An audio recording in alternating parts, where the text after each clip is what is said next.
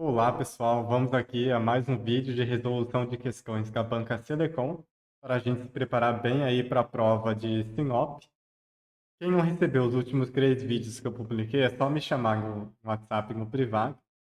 E hoje vamos resolver mais uma prova com as questões de língua portuguesa e matemática, que é a prova de assistente social da Prefeitura de Primavera do Leste. Foi uma prova recente, uma prova aí grande que teve em Primavera do Leste, né, com vários cargos e diversas vagas também, né? E uma delas foi para assistente social. Tem outras vagas aqui também, né? É um arquivo grande esse aqui ficar no site da Selecom, mas eu vou pegar essa primeira de nível superior, assistente social, para resolver as questões aqui de língua portuguesa e matemática que são comuns também aos outros cargos como professor, né? E outros cargos de nível superior. Eu reduzir aqui minha câmera e eu vou compartilhar esse arquivo com vocês também. Então vocês podem ler com antecedência o texto, tentar resolver por si mesmos, e aí assistir a esse vídeo, né, para acompanhar.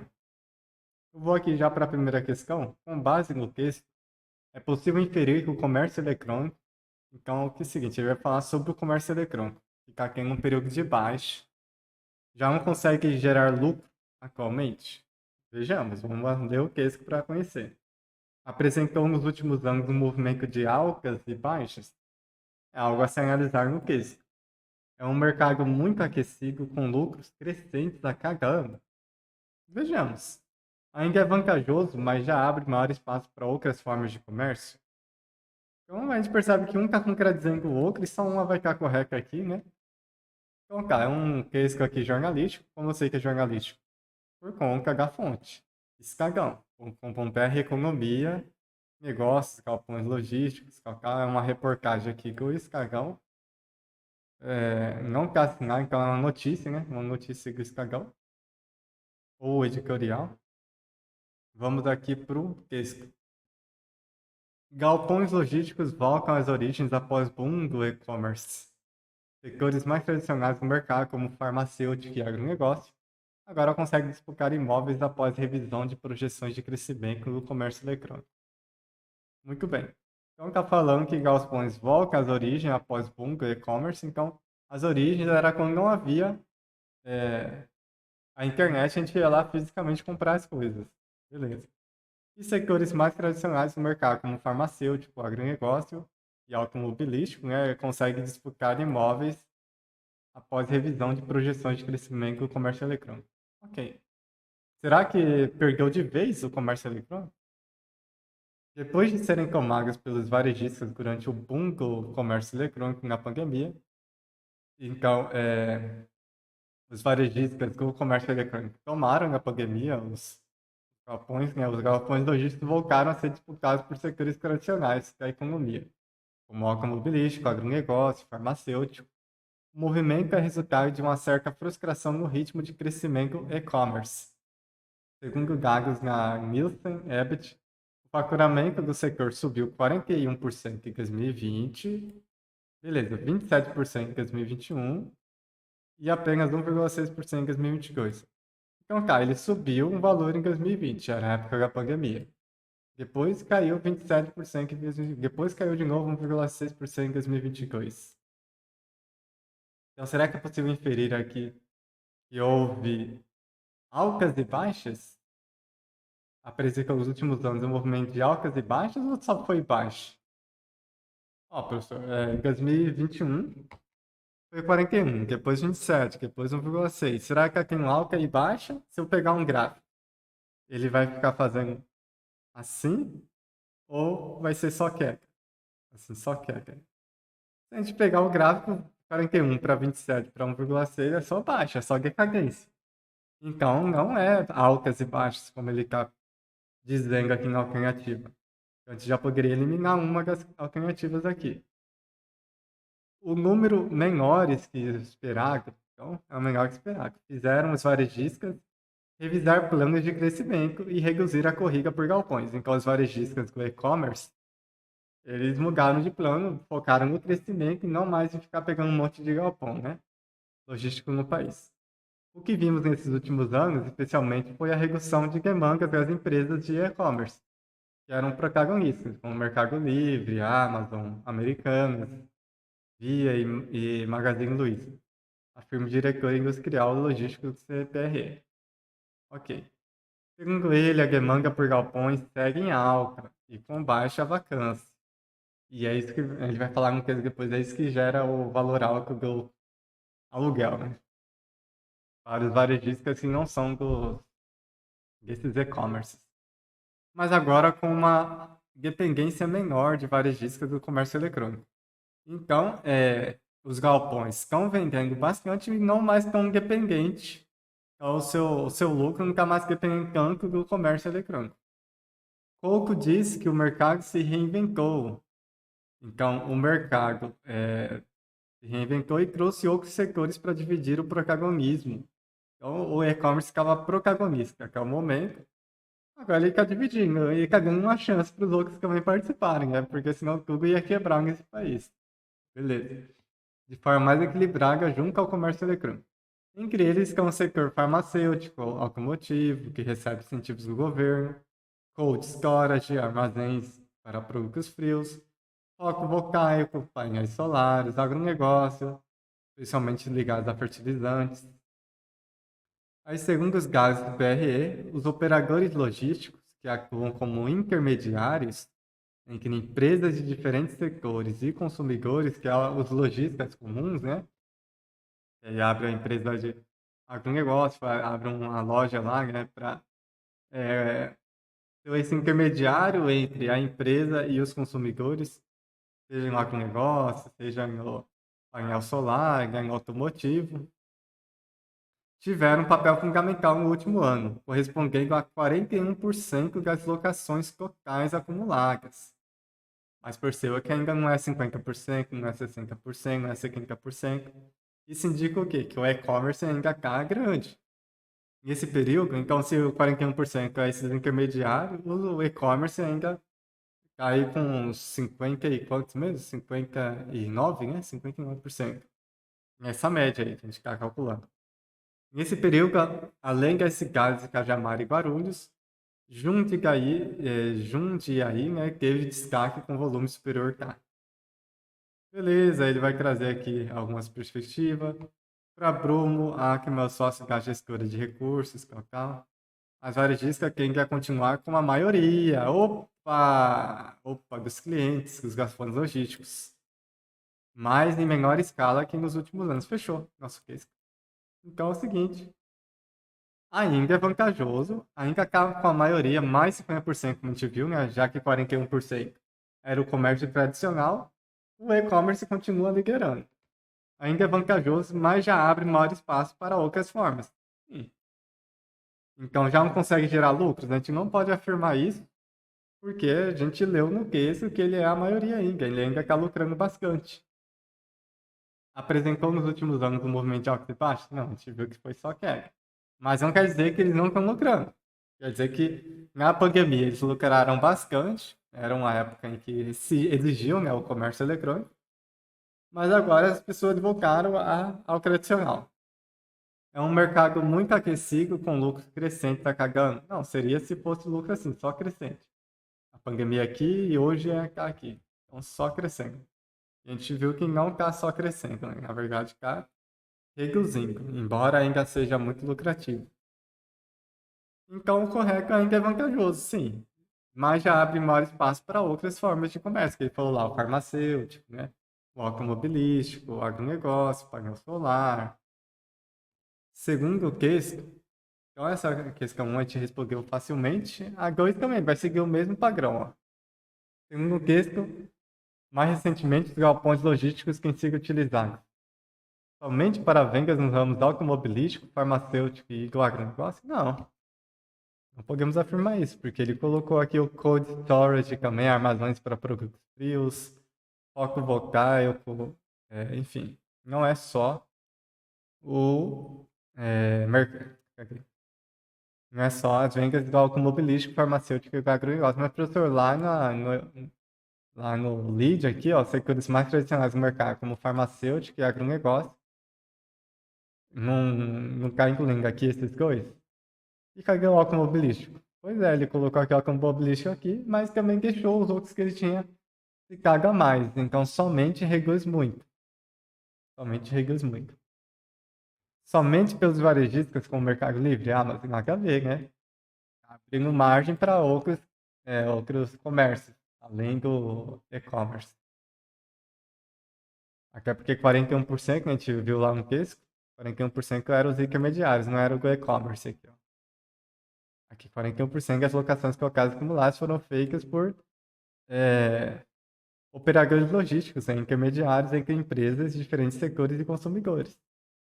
Não só o comércio eletrônico. Porque o comércio eletrônico é um setor e tem outros setores nessa sociedade, 41% deles está com esses setores. E a Mercado Livre, a Amazon, fica com o restante. Né? Em maior parte pelos intermediários, que ocupam empresas de diferentes setores e consumidores, que operam, né? Não, a gente viu que é 41%. 41% não é a maior parte. Não, a maior parte ainda continua e-commerce. 41%, para ser a maior parte, deveria ser 51% no mínimo, não 41%. Beleza. Especialmente pelo e-commerce. Sim, continua o e-commerce liderando. Ainda que quem a maior parte das locações desse espaço de armazenamento. Que ainda que quem. Beleza.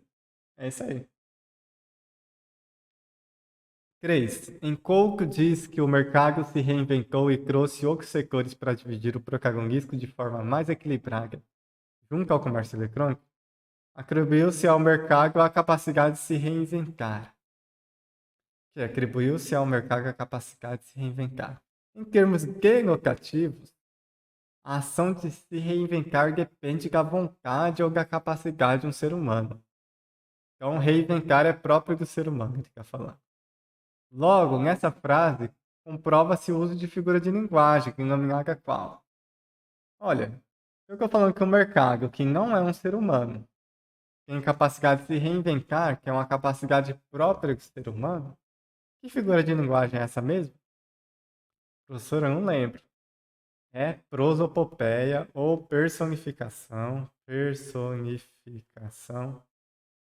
ou também antropomorfização, né? Antropomorfismo, que é antropo-homem, é morfismo forma, é atribuir uma forma humana, é personificação dar uma forma humana, é personificar o mercado, ou prosopopeia, que também é um sinônimo dessas outras, é a figura de linguagem. Professor, e essas outras? É bom revisar a figura de linguagem. Hipérbato é você inverter a ordem sintática, em vez de sujeito, verbo, complemento, coloca lá complemento, sujeito, verbo. Cacacrese são aquelas expressões com termos que são impróprios em natureza, mas que pelo uso, pelo costume, acabou se naturalizando. São absurdos que foram naturalizados. Como o céu da boca. O céu está presente em constelações, né? O céu da boca, a boca não tem céu, né? O pé da mesa. A mesa não tem pé. Mas hoje na língua portuguesa já é aceito esse termo, né? Já é naturalizado na nossa língua. A gente já aceita, embora seja um absurdo se a gente pensar logicamente, né? Igual a asa da xícara. Não, quem tem asa? Pássaro e avião. Agora a xícara não tem asa, não voa. Mas enfim, essa é a cacacrese. E a silepse é você fazer um erro, um erro gramatical, né? De concordância, de número, de pessoa. É bom dar uma revisar depois em figuras de linguagem. A palavra logística é acentuada pela mesma razão que, logística. Vou colocar aqui. Logística. A gente sempre fala do proparoxítono, né? Proparoxítono, oxítono. Tá, proparoxítono. As oxítonas são aquelas que têm a sílaba tônica mais forte na última. Paroxítonas são a sílaba mais forte na penúltima.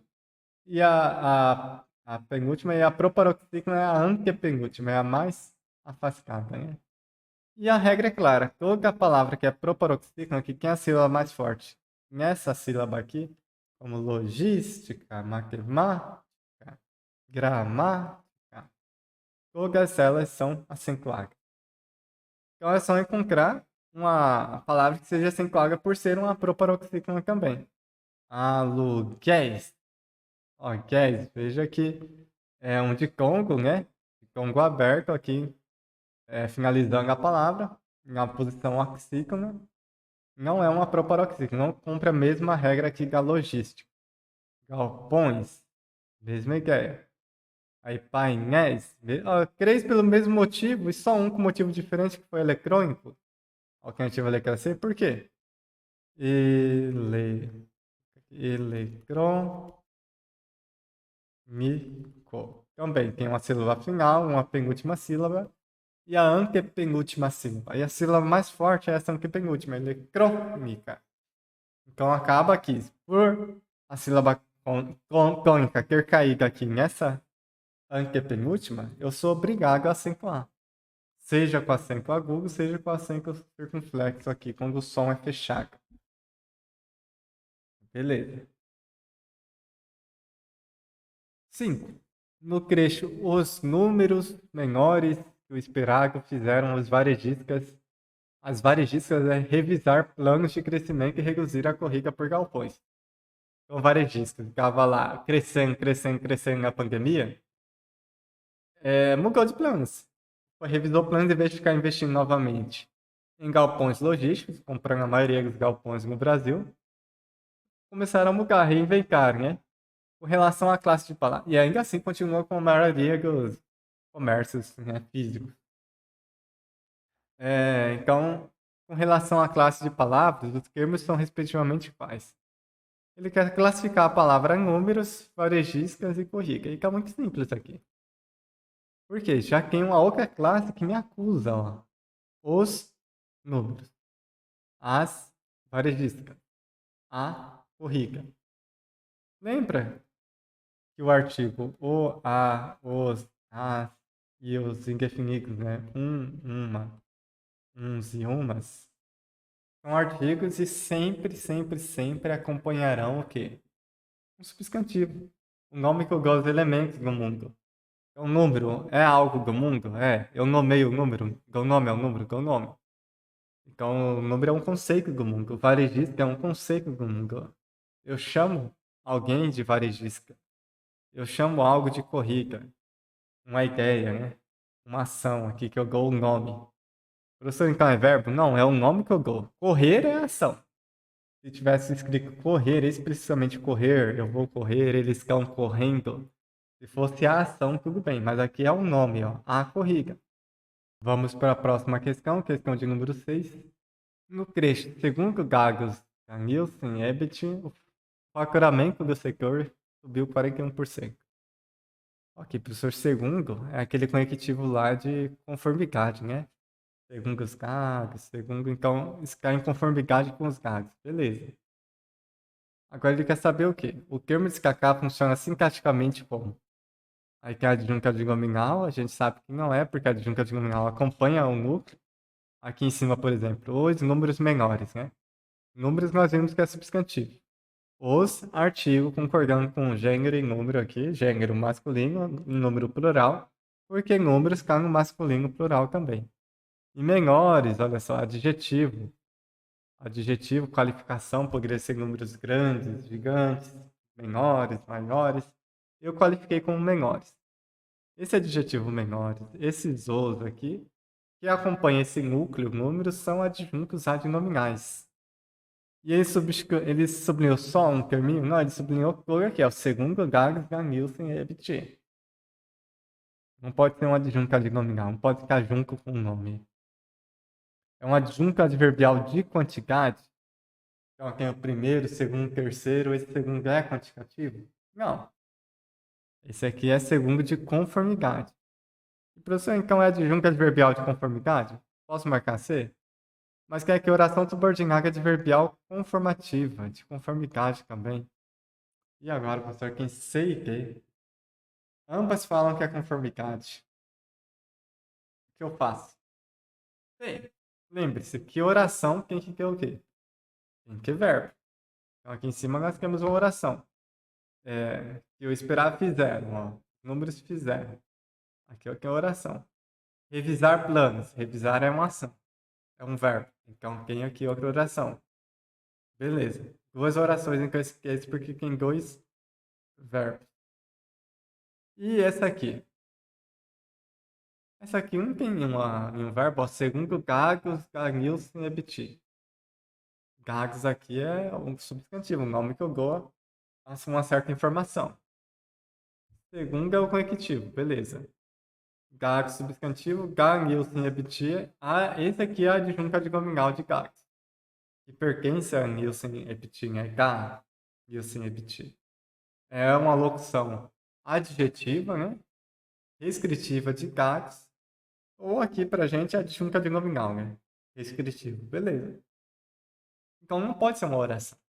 Porque para ser oração, obrigatoriamente tem que ter um verbo. Tem algum verbo aqui, segundo Gags e Anils? Não. Então, adjunto adverbial de conformidade? Sim. Professor, eu não sabia que existia adjunto adverbial de conformidade. Existe adjunto adverbial de causa, existe adjunto adverbial de conformidade. Como assim? Ele morreu de fome, por exemplo. Opa, morreu de fome.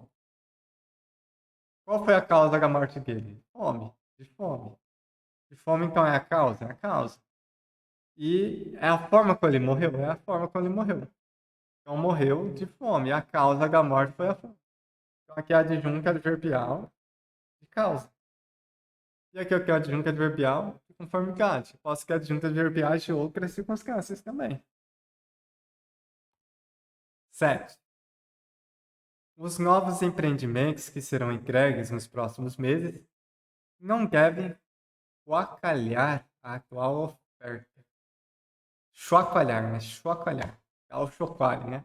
Então, os novos empreendimentos que serão entregues nos próximos meses não devem chocalhar a qual oferta e demanda de mercado de galpões. O verbo adquire um significado específico no começo, um contexto semelhante ao que? Chocalhar. Impulsionar, impactar, facilitar, negar. Professora, aquela coisa lá me deu um chocalho. A gramática me traz um chocalho. Quer dizer que ela impulsiona a gente? Que ela nos eleva? Não. É que ela nos impacta, né? Ela mexe com a gente. Dá um chocalho. É um impactar. É nesse sentido, né? Que ser assim um impacto a pessoa. O movimento é resultado de uma certa frustração no ritmo de crescimento dos e-commerce. Observa-se um período simples. O que é período simples, professor? Período simples só tem uma oração. Se tiver só uma oração, ou seja, só um verbo, é um período simples. Ou uma locução verbal, né? Um período composto por coordenação. Quando é isso, professor? Quando tem duas orações no mesmo período, né?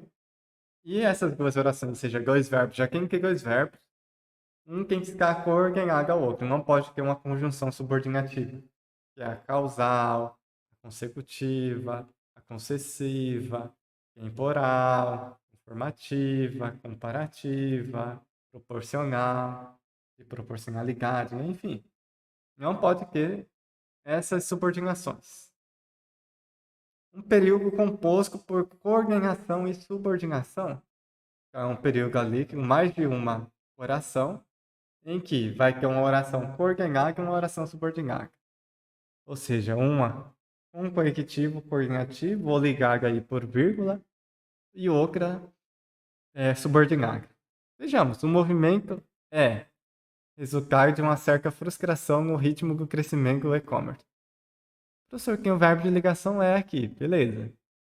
O movimento, sujeito, é resultado de algo, de uma certa frustração no ritmo. Frustração onde? No ritmo de crescimento do e-commerce. Meu Deus, professor. Tem vários termos aqui preposicionados. E lembra de uma coisa? Termo preposicionado não pode ser sujeito. Então, certa frustração aqui não pode ser sujeito porque tem a preposição de. Ritmo não pode ser sujeito porque tem a preposição em aqui. Em mais o que vira no. Ritmo crescimento não pode ser sujeito porque tem a preposição de. E-commerce não pode ser sujeito porque tem a preposição go. Então, só tem um sujeito ou movimento e só tem um verbo. É. Professor, Só tem um sujeito, um movimento, só tem um verbo. E o restante vai ser adjunto. Vai ter predicativo do sujeito, né? Resultado de uma certa frustração no ritmo de mercado. Isso é o predicativo do sujeito. E dentro desse predicativo do sujeito vai ter vários elementos. Substantivo, adjunto adnominal aqui, de uma certa frustração. Aí adjunto adverbial no ritmo de crescimento, enfim. Vai ter vários elementos acessórios aqui da oração, né, que não são elementos principais, e só um verbo. Então, se é um verbo, só pode ser uma oração. A gente diz, então, oração. Uma oração compõe um período simples. Não é um período composto, nem por progressão, nem por subordinação. É simplesmente um período simples. Simplesmente um período simples. Olha a redundância. Vamos aqui, a nona questão. A palavra ocupação é formada por meio da união do verbo ocupar ao sufixo destacar. Então tem ocupar, aí o R cai e fica ocupação. No processo de formação de palavra por sufixação, né? Um sufixo. A partir de outro verbo, o mesmo processo de formação de palavras ocorre em será que render, rengenção? Corar, coração? Será que coração vem de corar? Aí cai o R e vira coração? Será que rengenção vem de render? Aí cai o R e fica em são? Aquensão, será que é aquender? Pegar a origem a aquensão? Oração, será que é orar? Aí cai o R e fica oração? Bom, a gente tem que ver o mais próximo de ocupação, pessoal. Tem que ir no processo de formação mais similar à ocupação. A gente vê que ocupação, ó, acaba ocupar, que vai formar a partir da união do verbo ocupar ao sufixo são. Eu só tirei o R e coloquei o são. Onde isso ocorre? Na oração. Eu tenho orar, eu só tirei o R e acrescentei são. Nas outras, atender. Teve que mudar aqui para atenção, né? Veio um C cedilha O, mas esse G e R sumiu, né? Atender. Então foi uma perda fonética grande. Orar, não, coração não vem de orar, então aqui a gente já elimina. Igual rengenção também, rengenção. Ela vem de render, mas não apenas corta o R, senão fica regressão. Regressão, acrescento o N também, né? Assim como na atenção, eu acrescento um C cedilha, né? E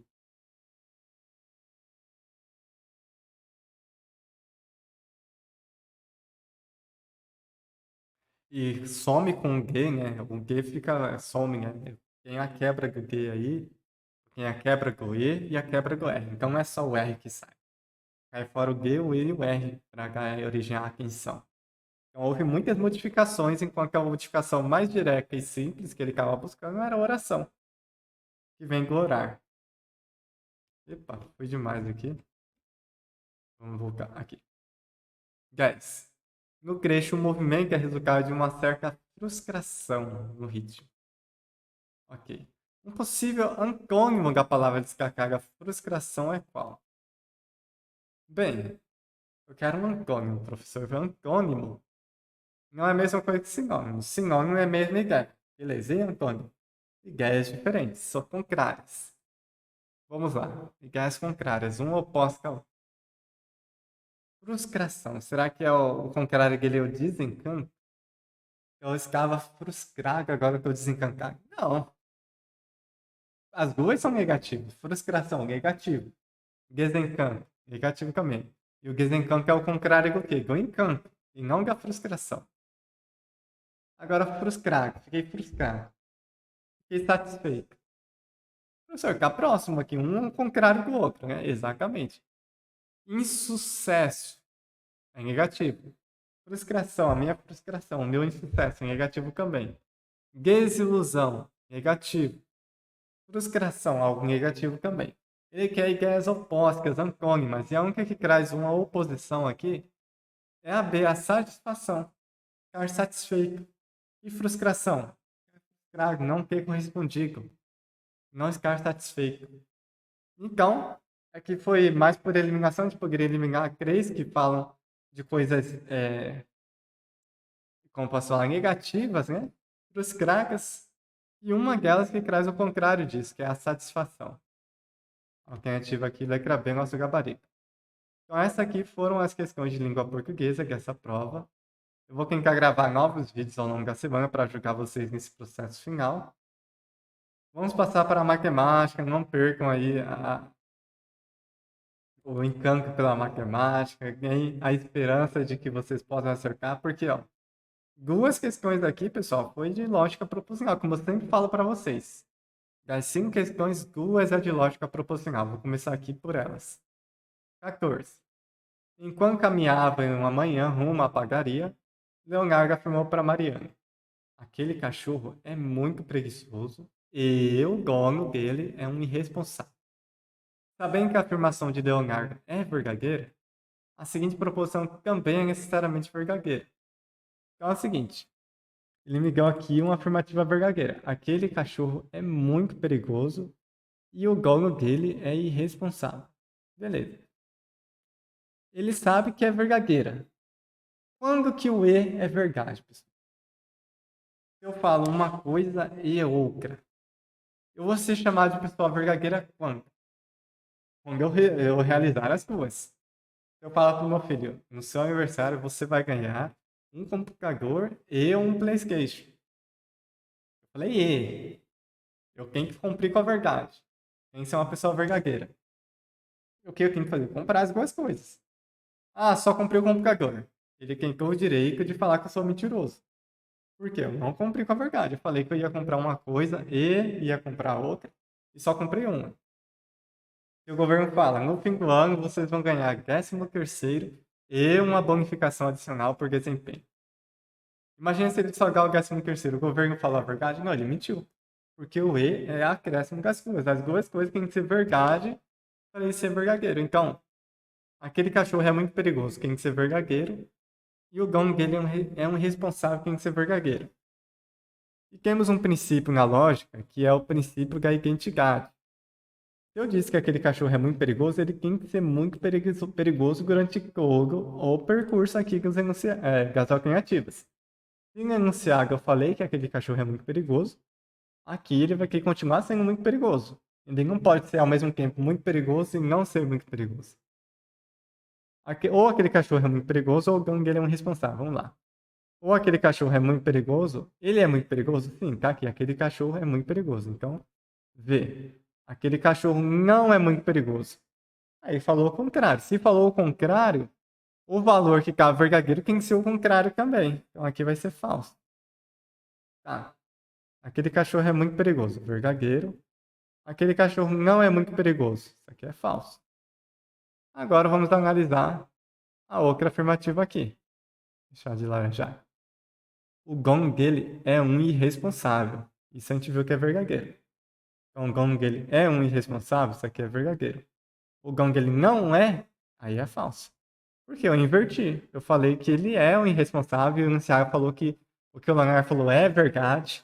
A gente sabe que não é tabela verdade do E. Eu faço tabela verdade do E lá. P, Q e P, E, Q aqui. Só é verdade nessa primeira linha, que é V, V, V. De restante, se for falso, V, falso, falso, V, falso. 3 linhas falsas. 3 linhas vai dar o resultado falso. E só essa linha aqui, que é a tabela verdade, vai dar verdade. Beleza. Então eu sei que as duas têm que ser verdade. O dono dele é um responsável, é verdade. E aqui ele falou que não é um responsável. Então, quem que eu sou obrigado a colocar falso pelo princípio da identidade. O dono dele não é o responsável, isso aqui vai ser falso. O dono dele não é o responsável, isso aqui vai ser falso. Beleza, agora é saber que é a verdade. Ou V. Não, não, isso aqui já era, caiu por terra. Por que não pode ser essa A?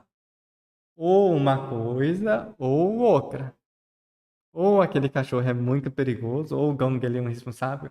Eu não posso ter dois verdadeiros. Ou é um ou é outro. Ou um tem que ser verdadeiro, ou o outro tem que ser verdadeiro. Não pode os dois serem verdadeiros. Senão descaracteriza o ou. Se for verdadeiro, verdadeiro e falso, falso e ter valores iguais, eu tenho um erro aí no ou. Eu vou ter o resultado falso. E só vai ser verdade quando só um dos dois serem verdade. Um dos dois teria que ser falso para o gabarito ser literal. Aqui eu tenho falso ou falso. O ou é de junção inclusiva. Se tivesse ao menos uma verdade, eu ia me garantir. Uma verdade eu me garantiria. Mas aqui as duas falsas é a única linha falsa do ou. Se V então é Vera Fischer, falsa, isso não pode na condicional. Eu tenho sim então aqui. E tem essa sequência Vera Fischer. Vera Fischer é o quê? Falsa. Professor, então por eliminação vai ser a G? Vai. E por quê? Falso se somente se. Falso. Professor, mas tem dois falsos? Tem dois falsos. Mas o se somente se é aquela frase, só vou se você for.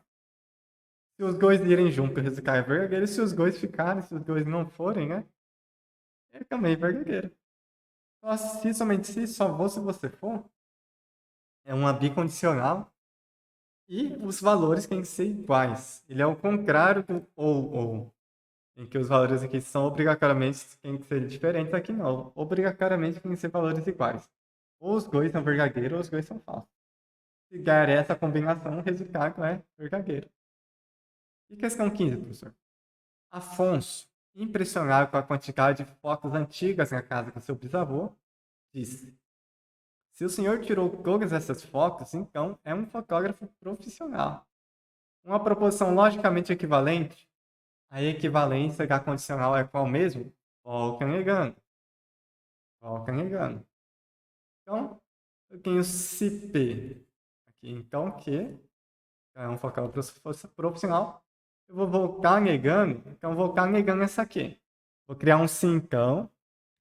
Já começa por aí, eu vou começar a ver quais tem. Opa, foi demais. Vou voltar aqui, onde que a gente tá? Aqui. Eu tenho aqui, então é um fotógrafo profissional. Eu tenho que negar. É? Qual a negação do é? Não é. E o senhor não é um fotógrafo profissional aqui. Então, agora nega o primeiro, nega o quê? O senhor tirou todas as fotos, que o senhor não tirou. Então, não tirou todas as fotos aqui. Nossa gabarito vai crescer. A é equivalência lógica. Mas, professor, eu ouvi que o senhor falou que tinha outra equivalência. Tem. E qual é? É a não P, nega a primeira, ou mantém a segunda. Ou o quê? Ficaria: o senhor não tirou todas as fotos, ou é um fotógrafo profissional. Vou colocar aqui: o senhor não tem essa opção. Não tem essa opção não P ou Q. Que é a outra equivalência lógica possível. Né? A primeira é a não Q, nega a segunda, né? Então, não P. Criam-se, então, negando primeiro a última e depois negando a primeira. Então, lógica proposicional é acessível, é um conteúdo que a gente tem que garantir pelo menos duas questões de prova. Aí vai ter uma questão ou outra sobre outros assuntos, né? A gente pode acertar ou errar, mas a gente vai tentar. A sequência, que eu falei que sempre cai também, é uma questão de sequência, duas de lógica proposicional, aí, às vezes uma ou outra de probabilidade. Essa aqui não teve probabilidade. Mas sequência a gente tem que descobrir um padrão lógico entre esses números aqui, ó. 21 para 4, para 11, para 11, para 26, para 57, para 120. E como eu faço para descobrir isso? Olha, eu vou tentando achar uma relação entre eles. Ó, 1 para 4, ele falou que é a partir do segundo termo, né? Mas eu vou já pensar aqui, 1 para 4 eu somei mais 3. 4 para 11. Eu somei 7, né? Hum, então tem um padrão já, mas 11 para 26. Vamos ver aqui, ó. Eu diminui 26 de 11, dá 15. Opa! Ó, mais 3, mais 7, mais 15. Sabe o que eu tô achando? Eu tô achando que esse 26 para 57 vai ser 15 mais 15 é 30, mais 1, 31. Vamos só olhar. 57 menos 26. 7 menos 6, 1. 5 menos 2, 31. Mais 31. O que eu venho aqui? O que eu somando ao valor 1 mais 3, que é o 4, eu pego esse 3. Qual que é o dobro de 3? 3 mais 3 é quanto? 6. 6 mais 1 é quanto? 7. Então, 7 é o 3 mais o 3 mais 1. É o dobro de 3, é 2 vezes o 3 mais 1. Aí eu vi que o 15 também tem essa relação, porque o 15... Quanto que é 7 mais 7? É o 7 vezes 2. Dobro de 7. É 14. 14 mais 1, 15. Por isso eu falei que aqui seria 31. Porque qual que é o dobro de 15? 15 mais 15 é quanto? 31. É 30. Mais 1, 31. Então deixa eu exemplificar o que eu fiz aqui. Esse raciocínio que eu tive. Mas você pode ter outros raciocínios também, tá, pessoal? Tem outras formas de pensar essa mesma questão.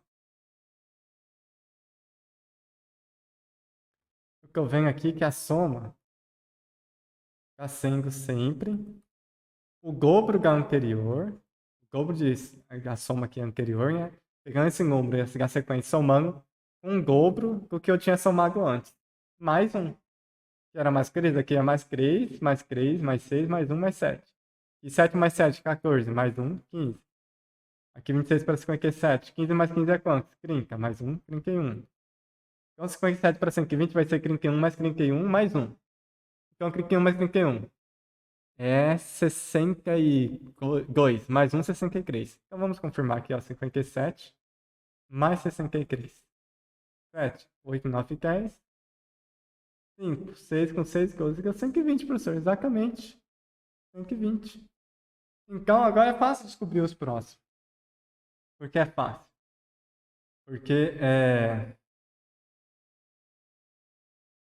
Porque o 120 mais 120 vai dar 240, né? 120 mais 120.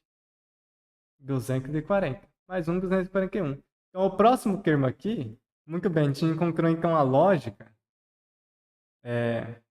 Aqui mais 63, né? Então, 57 mais 63 deu 120. E agora? 120, se eu somar com mais 63 mais 1, seguindo essa mesma lógica, por quê? Quanto que é 4? É 1 mais 3.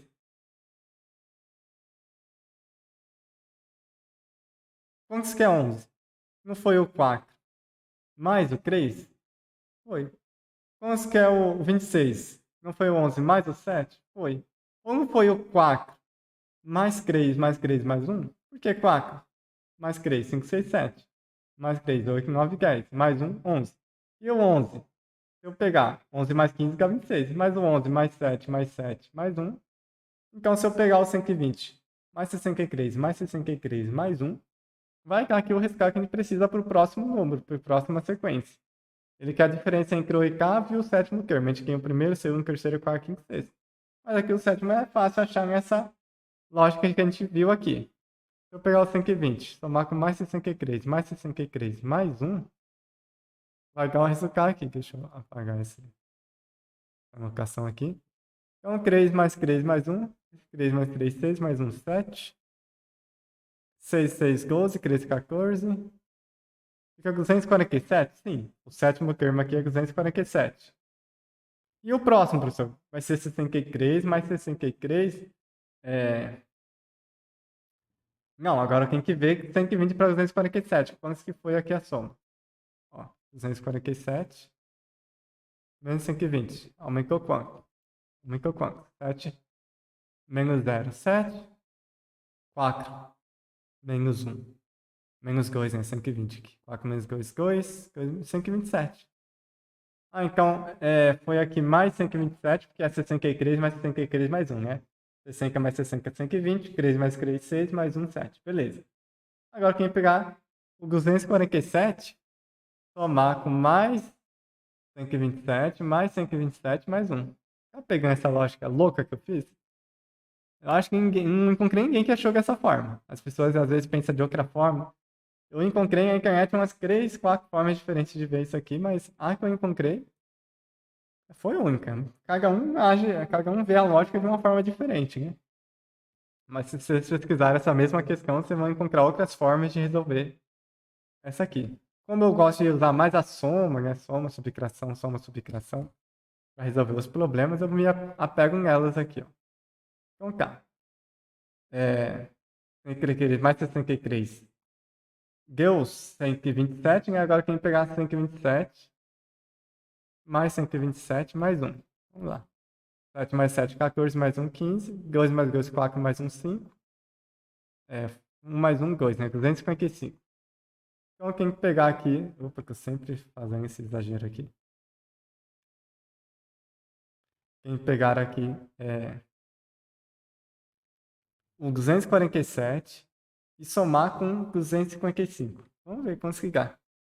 247 mais 255. 7 mais 5, 5 mais 5. 10 mais 2, 12, né? 4, 5 e 1, 10. 12, 3, 4, 5. 502. Deu 502 aqui. O último termo, o oitavo termo. Agora eu vou pegar 502 e diminuir 247. Ó, quem pegar um emprestar aqui vai ficar 4, aqui vai ficar 9, aqui vai ficar 12. Aqui dá 5, 12 menos 7, 5. 9 menos 4, 5 também. 4 menos 2, 2. 255. Então o gabarito aqui, letra G, 255, é a diferença do sétimo e oitavo termo. Essa sequência aqui. Professor, sequência para mim é difícil. Para mim também era, mas aqui eu estou buscando uma lógica de só soma e subtração, né? Usar no máximo soma e subtração nesses elementos. E é só ir fazendo mais questões de sequência, né? Essa última aqui envolve uma lógica, envolve uma equação de primeiro grau. Muito bem, aqui temos uma questão falando que a agente de saúde tinha que visitar uma casa, tinha um objetivo X de residências para visitar, e em um determinado bairro, um dia, o número de visitas realizadas por essa equipe superou esse objetivo em 10%. Então, o objetivo é 100%, o total. Superou 10%. Como que isso quer dizer numericamente? O 100%, quanto que é 100%? 100 dividido por 100, 100%. Quanto que é 10%? 10 dividido por 100, 10%. Então, se ele superou, ele somou 100% mais 10%, que vai dar 110%, né? 110%. Corta 0 com 0, fica 11 dividido por 10, que é 1,1 aqui, ó. Só mover a casa para cá. Eu penso o seguinte, 100%, não é 100 dividido por 100? 100 dividido por 100 é quanto? É 1. 1 dividido por 1, ou um número dividido por ele mesmo, 100 dividido por 100. O número dividido por ele mesmo é 1. Só que ele superou 10%, que é 10 dividido por 100. Que é quanto? 1 dividido por 10, que é 0,1, né? 1,1. Então, vai dar aqui 1,1x. Ou pego a totalidade mais esses 10%, que é esse 0,1. E se eu tivesse lá, por exemplo, o vídeo de YouTube, a gente aumenta a velocidade. Para 25 fica lá 1,25, né? Da velocidade. Ou 1,5 da velocidade. Esse 1,5 quer dizer o quê? Ficar 50% mais rápido. E quando chega a 2? O dobro fica falando rapidão, né? Espero que vocês não estejam ouvindo 2 aí. Porque quem prestar atenção, tem que ser o passo a passo. Não pode acelerar o vídeo, pessoal. Vamos lá. Então, 2% seria o dobro. Seria esse 1 mais um 1. Ou seja, 200%, na verdade, né? O dobro da velocidade. Então tá. Só para explicar aqui o que é esse 1,1x, porque eu falei 1,1x aqui. Então, 1,1 do total de meca deles. A meca é x, eu vou descobrir essa meca de casas diárias. E no dia seguinte? No dia seguinte, foram realizar 3 visitas a menos que no dia anterior. O dia anterior está aqui, ó, 1,1x. Menos 3, foi 3 visitas a menos. Porém, ainda assim, esse número superou 5% do objetivo de visita x. Se a superação de 10% eu coloquei 1,1x, superar 5% é 1,05x. Por que 1,05? Seria 5 centavos, pessoal. R$1 é 1. 10 centavos é pegar esse R$ 1 e dividir para 10 pessoas, que vai ficar 0,1 de real, né? 10 centavos, ou 0,1 real para cada pessoa. E centavos seria 0,5, né? É 0,05, nem é 0,5, porque 0,5 seria 50 centavos, né? É 0,05. Isso aqui seria os 5 centavos, né, em real. Tá. Então, se 1,1 é os 10%, eu vou pegar a metade desse 1, que é 0,5. Metade de 1 é 0,5? É. Então fica 1,05 de x. Beleza. Professor, essa aí eu não tô pegando direito. Ah, essa aqui vai ser a questão mais difícil mesmo da prova, mas são uma equaçãozinha simples aqui, se a gente olhar. Se a gente conseguisse analisar dessa forma, agora é só responder. É só fazer o cálculo aqui, ó. Eu tenho x de um lado, x do outro. Eu tenho menos 3 aqui, eu vou fazer. Vou passar esse menos 3 para o outro lado, somando. Aqui está 1,1x é igual a 1,05x mais 3. Agora eu pego essa soma aqui desse 1,05 e passo para o outro lado subtraindo, para ficar 1,1x menos 1,05x vai ser igual a 3. Agora quem pegar 1,1 e subtrair 1,05. Professor, mas aqui não tem água em cima.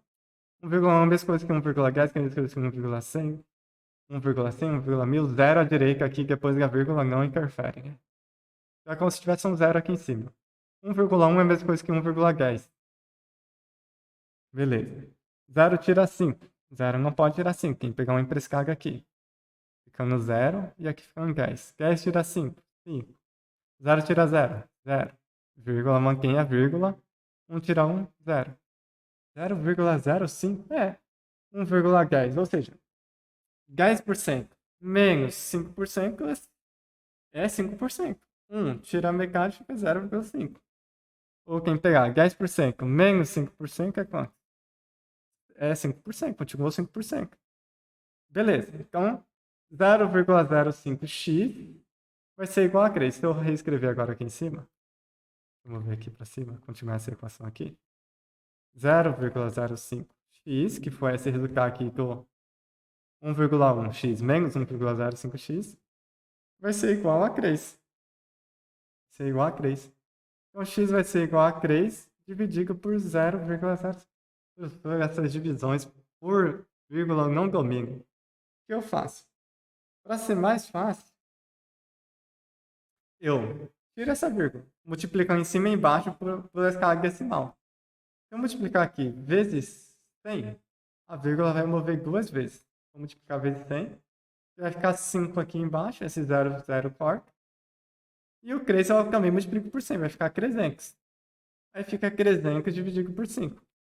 Se eu pegar 300 dividido por 5, 5 vezes 6 dá 30 aqui, abaixo do 0, 5 vezes 0 dá 0. 60 é o resultado. Ficar aqui nosso gabarito, opa. Letra A, 60. Professor, matemática não é o meu forte. Então, tem que pegar pesado aí no português, revisar a lógica proposicional que é acessível para pelo menos garantir duas questões que vai ter, eu tenho certeza. Nós já tivemos muitas aulas sobre esse tema e todas as provas que a gente faz têm duas questões de lógica proposicional. Então, não podemos perder essa oportunidade. Aguardo vocês em mais vídeos, vou tentar fazer com mais recorrência. Eu também retornei minhas aulas, eu dou aula de noite. Então, acho que é difícil manter, mas eu vou gravar vídeos para ajudar vocês nesse processo aí de preparação. Até as próximas. E vamos manter aí firmes, vamos manter o estudo, a revisão. E a gravação permite sempre voltar, né, refazer, o que é muito bom. Até as próximas.